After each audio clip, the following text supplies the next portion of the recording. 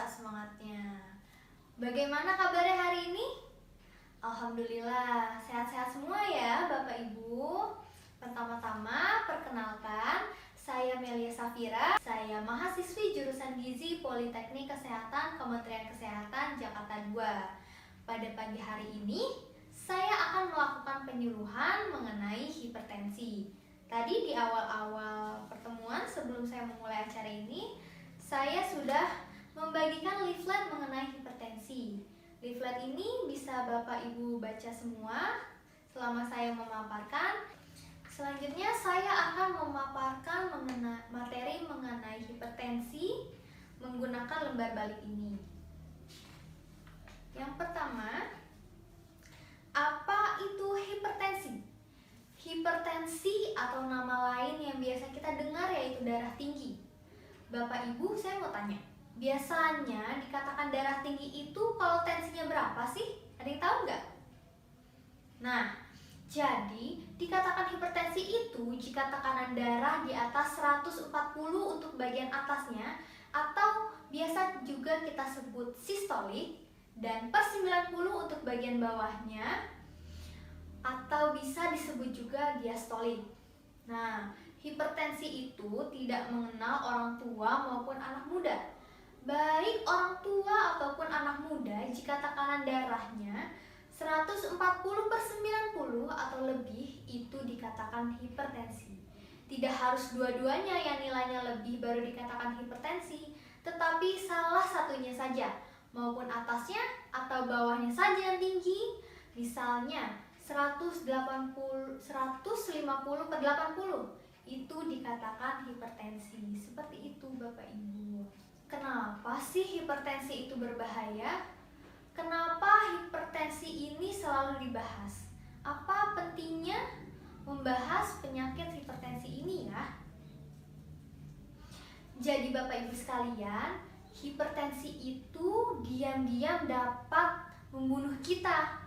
Nah, biasanya disebut dengan silent killer. Misalnya, Bapak dan Ibu memiliki tekanan darah tinggi, tetapi Bapak Ibu tidak merasakan gejala apa-apa, tidak merasa pusing atau gejala lainnya. Tetapi tiba-tiba Bapak Ibu mengalami stroke. Itu bisa saja terjadi. Maka dari itu hipertensi disebut silent killer. Bapak Ibu di sini tahu nggak sih apa saja faktor-faktor yang menyebabkan hipertensi? Nah, jadi faktor penyebab hipertensi itu terbagi menjadi dua. Yang pertama adalah faktor risiko yang tidak dapat diubah, dan yang kedua faktor risiko yang dapat diubah. Untuk faktor risiko yang tidak diubah ada apa aja sih? Yang pertama ada umur.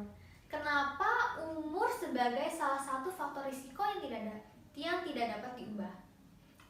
Karena semakin bertambahnya usia kita, pembuluh darah kita akan semakin kaku dan tidak elastis lagi, yang mengakibatkan tekanan darah semakin meningkat. Lalu yang kedua ada jenis kelamin. Kenapa jenis kelamin juga sebagai salah satu faktor risiko yang tidak dapat diubah? Karena di atas usia 64 tahun, laki-laki lebih rentan terkena hipertensi daripada perempuan. Lalu yang ketiga ada riwayat keluarga atau genetik. Kenapa genetik juga menjadi salah satu faktor risiko yang tidak diubah? Nah, ketika kita memiliki keluarga, ketika kita memiliki orang tua yang memiliki riwayat darah tinggi atau hipertensi, besar kemungkinan untuk kita sebagai anaknya atau keturunannya terkena darah tinggi juga. Lalu selanjutnya ada risiko yang dapat dimodifikasi. Ada apa aja sih? Yang pertama itu faktor risiko yang dapat dimodifikasi atau kita dapat ubah sehingga dapat mencegah terjadinya hipertensi.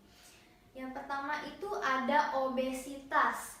Jadi jika semakin berat massa tubuh kita, semakin banyak darah yang diperlukan untuk mengantar oksigen dan nutrisi yang ada di dalam tubuh kita ke seluruh jaringan tubuh. Hal ini tentu akan menjadi penyebab kerja jantung kita lebih keras dari biasanya, sehingga tekanan darah lama-lama akan naik dan hipertensi dapat terjadi. Lalu yang kedua ada merokok.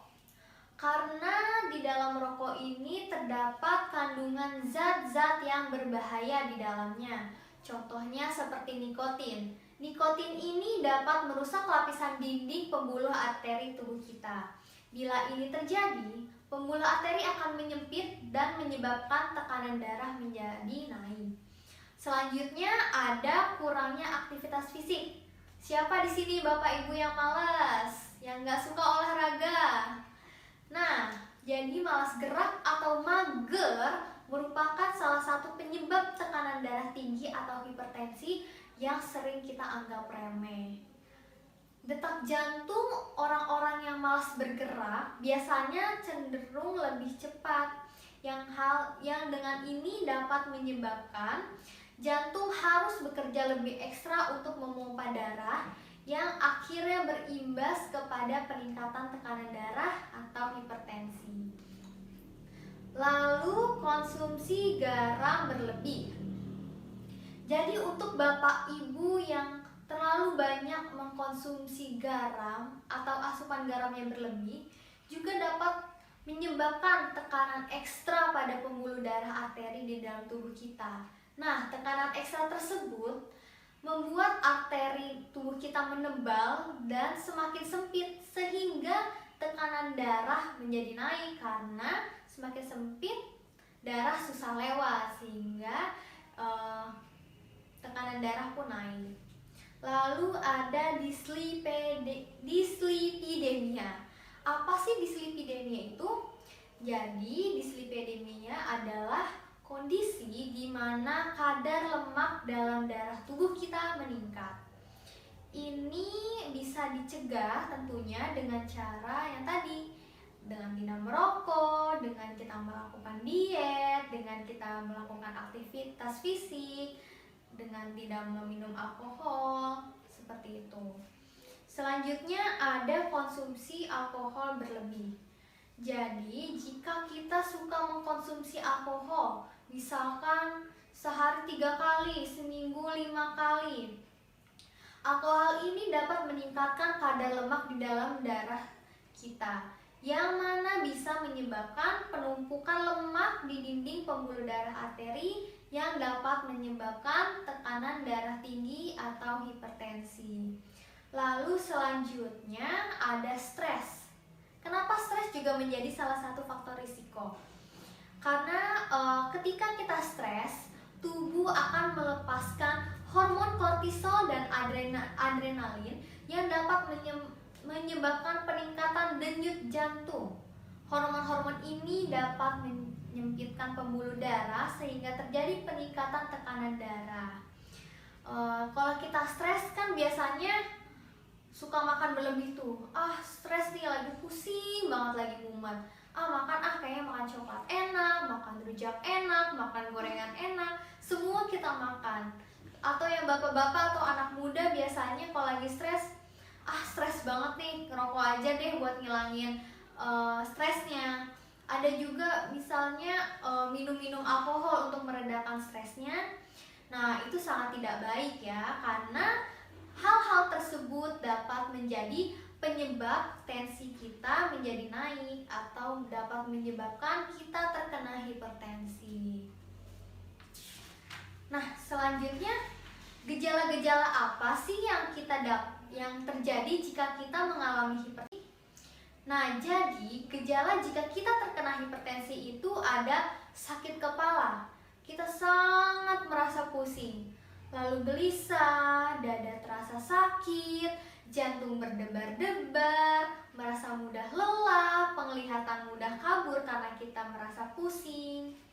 Nah, jadi kalau ibu bapak di sini sudah merasakan gejala-gejala itu berarti ibu bapak harus cek ke dokter segera karena takutnya sudah terkena hipertensi. Lalu tenang saja, pasti setiap ada penyakit ada pencegahannya. Lalu bagaimana cara kita mencegah hipertensi? Nah, Bapak Ibu sekalian bisa mengingatnya dengan sangat mudah, hanya dengan mengingat kata cerdik. Kenapa cerdik? Karena C merupakan cek kesehatan secara rutin, E merupakan enyahkan asap rokok, R merupakan rajin aktivitas fisik, D merupakan diet seimbang, I melakukan istirahat yang cukup, dan juga K kelola stres. Kenapa hal ini dapat mencegah hipertensi? Karena jika kita melakukan cek kesehatan rutin, misalkan 3 bulan sekali, 6 bulan sekali kita melakukan kontrol cek ke dokter, kita akan mengetahui lebih dini penyakit-penyakit yang ada di dalam tubuh kita. Lalu kita menghindari asap rokok dengan tidak merokok, dengan menghindari tempat-tempat yang banyak asap rokoknya, misalkan yang merokok bisa di area smoking, kita yang tidak merokok di area non smoking, seperti itu. Lalu ada rajin aktivitas fisik. Jadi kita untuk mencegahnya bisa melakukan olahraga minimal 30 menit sehari selama seminggu rutin. Itu dapat mencegah terjadinya tekanan darah yang lebih besar seperti itu. Lalu ada diet seimbang, yaitu dengan mengikuti anjuran isi piringmu. Lalu istirahat yang cukup agar kita tidak mudah stres, tidak mudah pusing yang dapat menyebabkan tekanan darah kita naik. Lalu ada kelola stres. Ya tadi kalau kita stres, biasanya kita melampiaskan dengan merokok, dengan makan yang berlebihan, dengan minum alkohol. Jadi kelola stres merupakan salah satu pencegahan hipertensi. Nah, ternyata sudah selesai. Kita sudah berada di penghujung acara. Sekarang saya akan membuka sesi tanya jawab kepada Bapak Ibu yang ingin bertanya. Silahkan. Baik, untuk pertanyaan yang pertama ada, apa sih diet seimbang itu? Dan yang kedua, olahraga yang tidak beresiko untuk penderita hipertensi. Baik, kepada Bapak Ibu yang sudah bertanya, saya ucapkan terima kasih. Saya akan mencoba untuk menjawabnya dari pertanyaan yang pertama. Yang pertama ada diet seimbang itu yang seperti apa sih? Jadi diet seimbang itu sesuai dengan pilar gizi seimbang, dengan anjuran isi piringku. Jadi ketika kita makan, kita harus dengan porsi yang lengkap. Ada karbohidrat, ada protein hewani, protein nabati, ada sayur, ada juga buah. Tidak lupa juga kita harus minum air putih 8 gelas sehari, cuci tangan menggunakan air mengalir dan sabun sebelum makan, juga melakukan aktivitas fisik minimal 30 menit sehari. Itu tidak boleh dilupakan. Itu merupakan salah satu cara diet seimbang. Lalu yang kedua, olahraga apa yang tidak terlalu beresiko untuk penderita hipertensi? Olahraga misalkan ada berenang. Berenang ini merupakan olahraga yang tidak terlalu intens tetapi sangat baik untuk kesehatan jantung. Lalu ada berjalan kaki atau jogging. Nah, jogging ini kan salah satu olahraga yang sangat mudah dilakukan dan juga sangat efisien. Olahraga ini sangat bagus untuk kesehatan jantung dan pembuluh darah, serta dapat mengurangi penumpukan lemak atau kolesterol di dalam tubuh kita. Nah, lalu juga bisa yoga. Jadi kalau kita yoga, kita bisa menghilangkan lemak-lemak yang ada di dalam tubuh kita dan juga kita dapat mengelola stres. Seperti itu Bapak Ibu. Apakah pertanyaannya sudah terjawab dengan jelas? Sudah Bapak Ibu? Baik, terima kasih atas pertanyaannya. Terima kasih kepada Bapak Ibu yang sudah meluangkan waktunya untuk mengikuti penyuluhan mengenai hipertensi hari ini. Fira pamit undur diri. Wassalamualaikum warahmatullahi wabarakatuh.